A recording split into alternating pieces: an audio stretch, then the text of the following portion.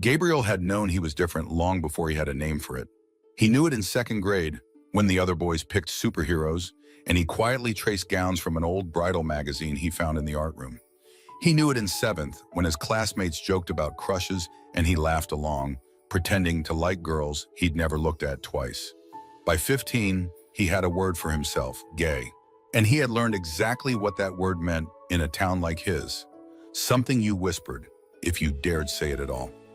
At St. Ignatius Preparatory, the walls were ivy-covered, the uniforms crisp, and the silences sharp.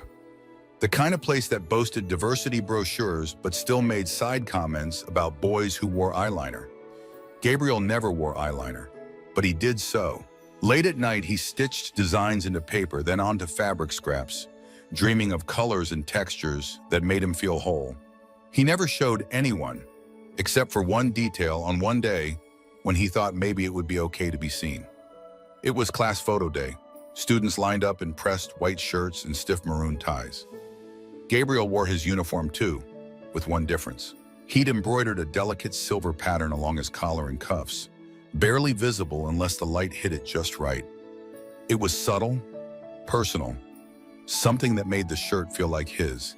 He stepped onto the riser with the others, adjusting his sleeves with quiet pride. But before the shutter clicked, a teacher leaned over to the photographer, whispered, and then called his name. "Gabriel, can you step to the side for a moment? We just need to check something with your shirt." There was no confrontation, no slur, no fight, just a moment, a pause. And then Gabriel found himself standing alone on the edge of the room, watching as the rest of his class smiled for a photo he wasn't allowed to be in. No one asked him why he'd been pulled. No one offered to stand with him. The picture was taken. The moment passed, and he faded back into his usual place.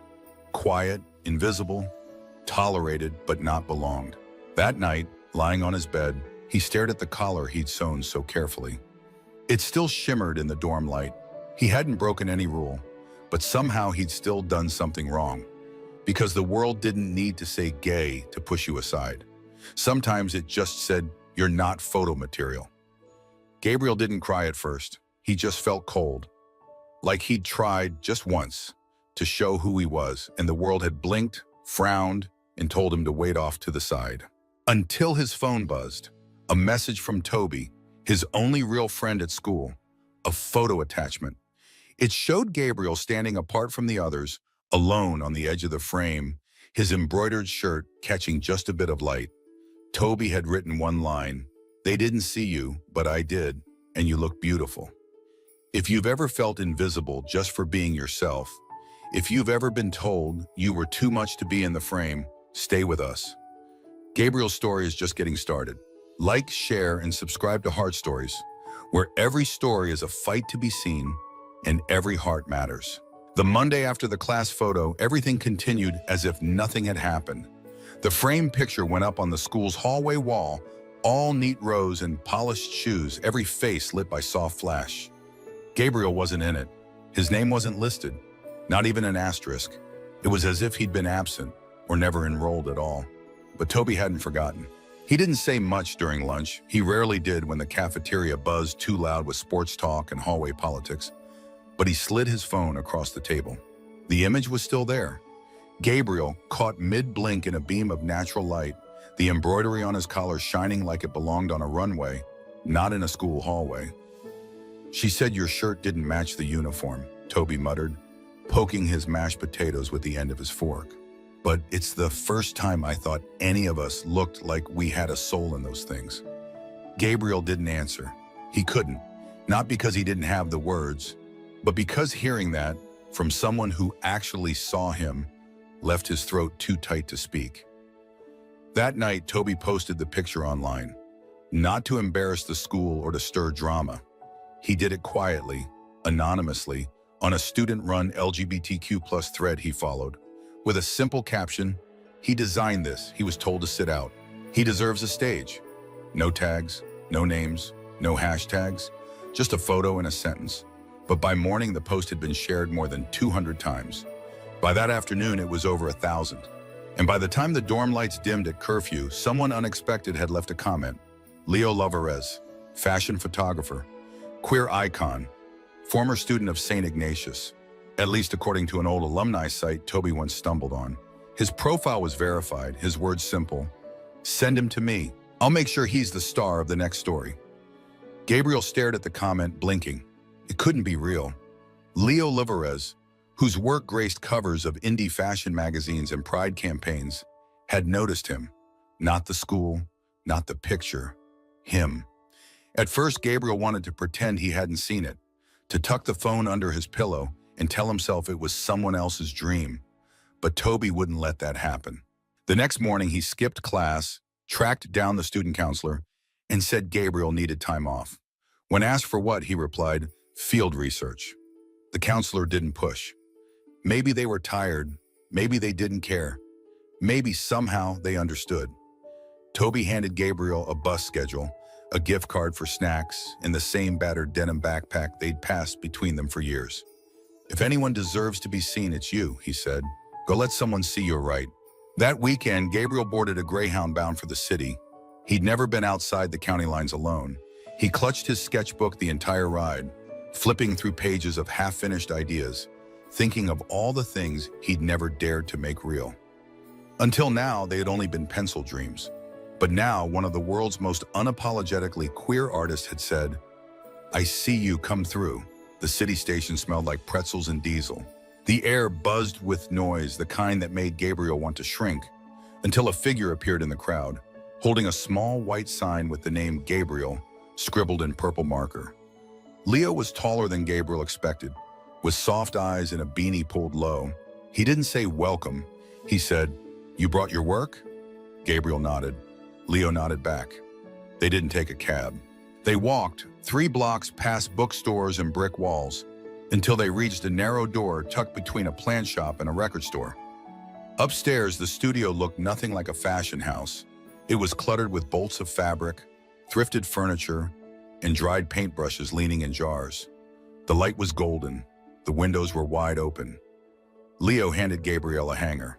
On it was a reconstructed version of Gabriel's original shirt, the embroidery more intricate, the silhouette more daring. "I followed the sketch," he said. "You don't need to hide it anymore." The photo shoot wasn't posed. It wasn't even directed. Leo simply said, "Be whoever they didn't let you be that day." So Gabriel danced, not twirled, not postured, but danced. Arms lifted, feet bare, his body moving through the space like it finally belonged. He smiled without checking who was watching. He laughed when the wind knocked over the reflector. He stood still when the light hit him just right, chest open, face tilted to the sun. Leo didn't say, "Perfect." He said, "That's you." The next day, the photos went live on Scene, an online zine dedicated to queer visibility in fashion and art. Gabriel was the cover. The headline read, "The boy who stepped out and into his own light."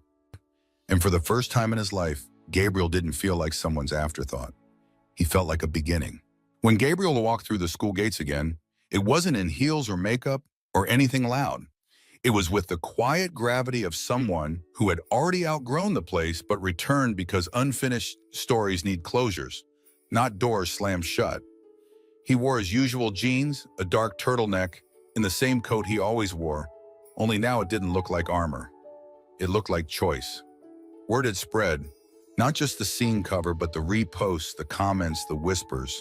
Students who barely remembered his name now pointed when he passed, their eyes flicking from him to their phones. Some with admiration, some with envy, a few with that same mocking smirk he knew too well. But Gabriel didn't flinch. He walked into homeroom and sat in the same seat by the window. The teacher stammered slightly before greeting him. Nobody mentioned the photo, not out loud, but the room had changed. He had changed. At lunch, he sat with Toby again, just like before. Only this time the table didn't feel isolated. It felt claimed, like land once left barren that someone had finally returned to, determined to build something real. Midweek, an email arrived. Subject line, School Diversity Assembly, Speaker Request. It was signed by the new Student Services Counselor, Ms. Fan, a woman he'd never met. The message was short. "We saw your story. Would you be open to sharing your experience? It could mean a lot." Gabriel didn't reply right away. He wasn't sure what experience meant to them. Pain, triumph, a soundbite they could clap for and then forget. He showed the email to Leo, who read it without comment before asking, "What would you say if you said anything at all?" Gabriel paused. "I'd say they tried to crop me out." Leo nodded. "Then say it." That Friday, the auditorium buzzed with students. The usual crowd was there, athletes clustered in one corner, drama kids pretending not to look eager, the teachers scattered in back rows with clipboards and weary eyes. Gabriel stood behind the curtain, fingers curled around the paper he'd written and rewritten a dozen times. He wasn't nervous. He was ready. The principal introduced him without much ceremony, just his name and a vague nod to a unique perspective. Then the microphone was his. He didn't unfold the paper. He didn't need to. "You tried to crop me out," he said. His voice didn't tremble. "Because my shirt didn't match. Because my stitching didn't blend. Because I made you uncomfortable." The room was silent. But the truth is, it wasn't just the shirt. It was who you thought wore it. It was what you saw when I stood there, smiling. And it was easier to ask me to step aside than to ask yourselves why I never seemed to belong. He looked across the crowd. He saw the PE teacher shift uncomfortably. He saw his art teacher blink fast, lips pressed together. He saw a girl from sophomore year wipe her eye without thinking. "I didn't come back to be applauded," Gabriel continued. "I came back because there are still people here, people like I was, who think they're only worth keeping if they stay quiet." A murmur moved through the rows. "Well," he said, "I'm not quiet anymore." He stepped back. The room didn't explode. There was no standing ovation, but there was stillness. The kind that comes when something shifts in the air and people haven't figured out how to breathe differently yet. Afterward, Miss Fan thanked him. His history teacher tried to shake his hand. The principal gave him a tight smile. But the only moment that really stayed with Gabriel came when a younger student, maybe 13, braces and big glasses, waited until everyone had left, walked up, and said quietly, "I didn't know we were allowed to dress like that." "Thank you." Gabriel didn't cry. He just nodded. "You are." A week later, the school announced changes to the uniform policy to better reflect student individuality. The old dress code PDF disappeared from the site. A few new posters popped up in the hallway. "Everyone deserves to be seen." Gabriel knew it wasn't a revolution. It was a beginning. And then something unexpected. An email from the school board. They wanted to purchase one of Leo's portraits of Gabriel, the one that made the cover, and place it in the school library's diversity alcove. Leo asked Gabriel first. "It's your image, your choice." Gabriel thought about it. Thought about the hallway where he'd been pulled aside, the teacher who never looked at him afterward, the photo he never got to be in, and then he said yes.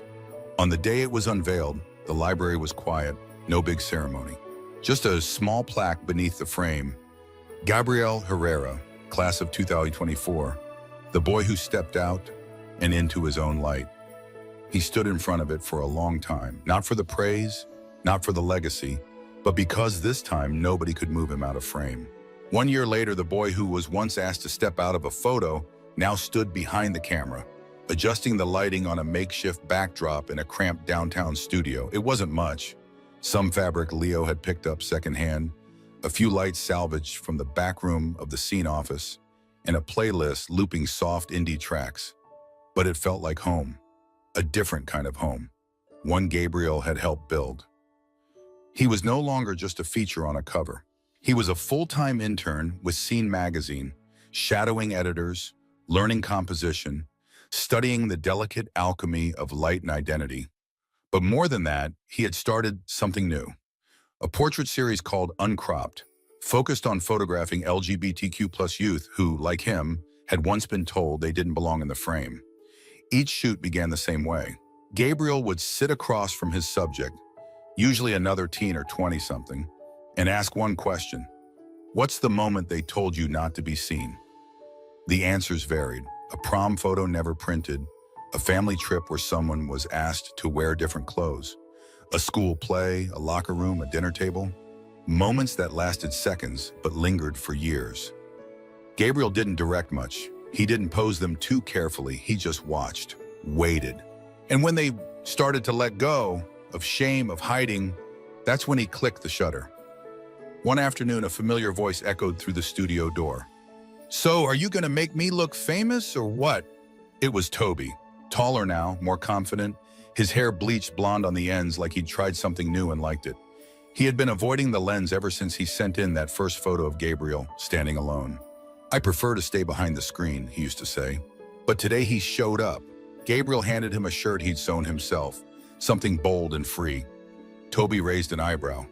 "You sure this isn't too much?" Gabriel smiled. "Not if it fits who you are." The session was loud with laughter. Toby made faces, struck poses, did a little dance.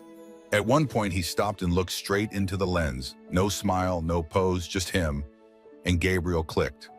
Weeks later, that portrait became the centerpiece of a new exhibit. One photo of Toby, one of Gabriel, hung side by side in the local library of their hometown. The same place that once hung silent rules about proper appearance and uniformity. Underneath the images, a single caption stretched across both. "Visibility is the first step to dignity." On opening night, a few familiar faces showed up. A classmate from homeroom, a parent who once volunteered for the PDA, even the new principal. No one mentioned the past, but some lingered longer than others, staring at the photos like trying to see something they had missed before. Gabriel stood back, hands in his coat pockets, eyes soft. He didn't need to be at the center anymore. His joy came from handing others the frame, from helping people who once hid, just like he had, finally take up space. Later that evening, Toby leaned in and whispered, "You know what's funny? They said you weren't photo material. Now you're making the photos." Gabriel looked at him. "Yeah," he said, "but more importantly, I'm making sure no one gets left out again." That night, as the exhibit lights dimmed and the gallery doors closed, Gabriel lingered in front of one image, his own. Not the magazine cover. A newer shot, candid, mid-laugh, a bit blurred. A moment he didn't know had been captured.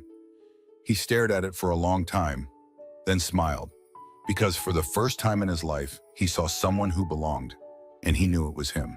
Have you ever felt like you were left out of your own story?